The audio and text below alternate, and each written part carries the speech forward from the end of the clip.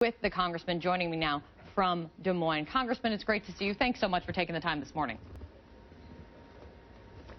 Good to be on. Thanks for having me on, Kate. Of course. I want to get right to you have discussed in the past and defended your remark of the soundbite that we just played. But I do want to get to kind of where things stand right now. You're not backing down. You're not budging. You're taking your message, fighting against immigration reform, on the road, and most recently taking it straight to Eric Cantor's backyard in Virginia, near his district, very far from your district in Iowa. Why go directly there? Are you trying to pick a fight? No, I'm not. I'm not about challenging our leadership. In fact, the statements that have been released by them has been by their staff. There's no audio or video of either the speaker or the leader making a critical comment of me. And I said when they invited me to go to Richmond, that I said I'll go, but I'm not going to go into Eric Cantor's district. I'll carry the message because it's important that it be delivered, and to be delivered in a number of states across the union. So it was just simply that, and I want to deliver the facts here. This debate has gotten so distorted and out of proportion that, and I said the valedictorians who would be the beneficiaries of the DREAM Act tug at my heartstrings too. That was a statement right ahead of the clip that you ran, and so you know my heart bleeds for them as well. But the debate became about those who have the most merit rather than the typical, and so I illustrated those that have the least merit, and there would be a lot of people who have been smuggling drugs across our border who would be legalized under this act. They're very good at fraud. They've proven that in the past. Well, let me make one thing clear. I know that you say that the staffs are releasing these statements, but I can assure you that the Speaker Boehner and Eric Cantor, they do disagree with those remarks. They have made that clear. And if that's the case, but if you are right and you believe in your message, you believe in fighting against immigration reform, if you're right, then why are most, if not all, top Republicans, top leaders in your party trying to run away from your statement and your comments as fast as they can?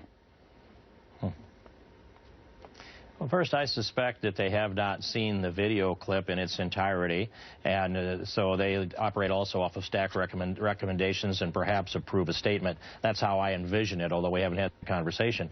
The next is that last year, almost everybody in my conference would have agreed with me on this immigration issue. And this year, it seems as though after the presidential election, a spell's been cast over a good number of Republicans, and they seem to think the presidential election was about immigration. I'd ask them, find me that debate between Mitt Romney and Barack Obama that addressed immigration. I don't remember it. I can't find it. The election was about jobs and the economy, not immigration, but yet some Republican strategists and leadership have decided, let's just go ahead and debate immigration for 12 months, and then we'll see if we can solve the problem that isn't as serious. Pardon me? What spell are they under now, then, if you think they would have agreed with you in the past, but they are under some spell now? I'm not trying to be cute. I really am wanting to understand why you think they've changed their view, then. I know.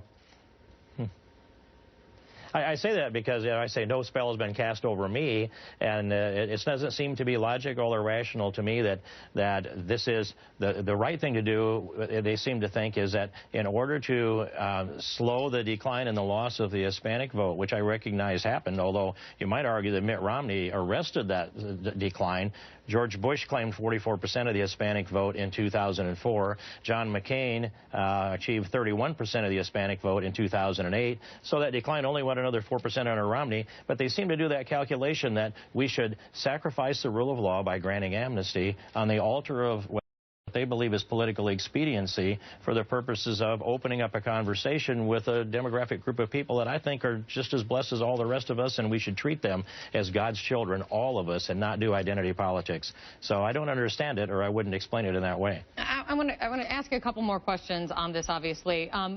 You were talking about Republican strategists kind of who've kind of come up with this message, and they think that they need to bring on more Latino vote after the 2012 election. Ana Navarro, she's a Republican political analyst. We should say that she is a friend of the show. She really didn't mince any words with you over the weekend. You were on Meet the Press, and you both sparred back and forth. I mean, she used words like mediocre congressman with no legislative record, and it kind of went on and on from there, and you guys went back and forth. It was quite heated at moments, and I think one of the questions that Ana is asking, and I just want to make sure we ask it to you, is that your comments maybe not put your message aside, but your comments, they come across, she thinks, some others think, as a veiled bias against Latinos. Do you just not like Latinos? Well, I think it's pretty clear that Anna didn't veil her bias against me.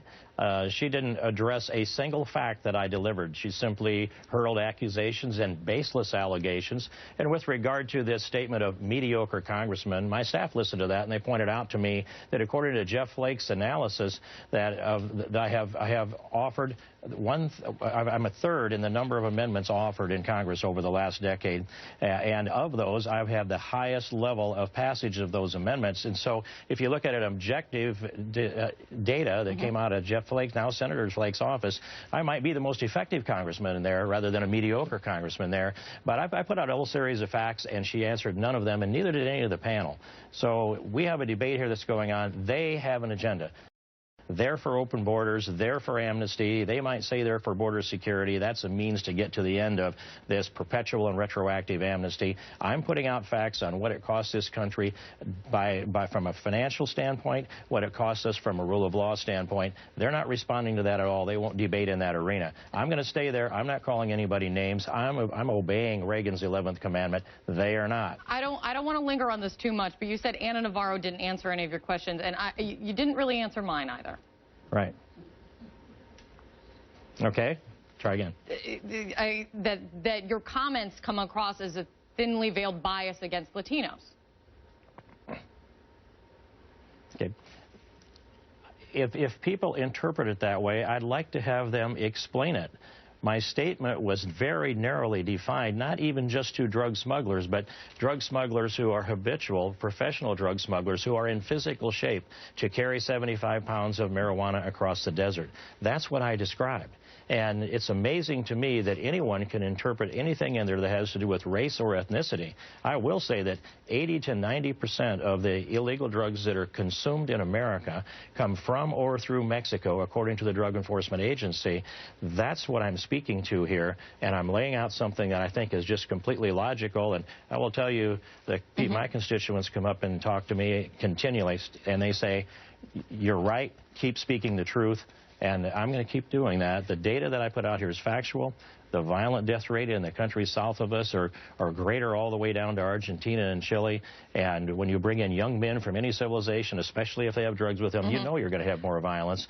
It's just it's a demographic fact, Kate. I want to ask you one more quick question, because this is a very big issue coming from a very big name in your own party. Marco Rubio made had a very sharp message, and it seemed to be targeted to House Republicans, that you may not like it. You may not like all of it, but when it comes to immigration reform, if you don't get on board with something, then President Obama is going to take this out of your hands and is going to go alone on this through executive orders, through executive actions. What do you say? What do you want to say to Marco Rubio? Well, first, Marco Rubio is a friend. I personally like him, and if I speak in disagreement, I'll speak toward the Gang of Eight rather than Marco Rubio, and that's out of difference in respect and appreciation for him. I think that point he makes is one we should be concerned about the president going outside the Constitution and violating the Constitution and his oath of office to essentially write immigration law out of thin air.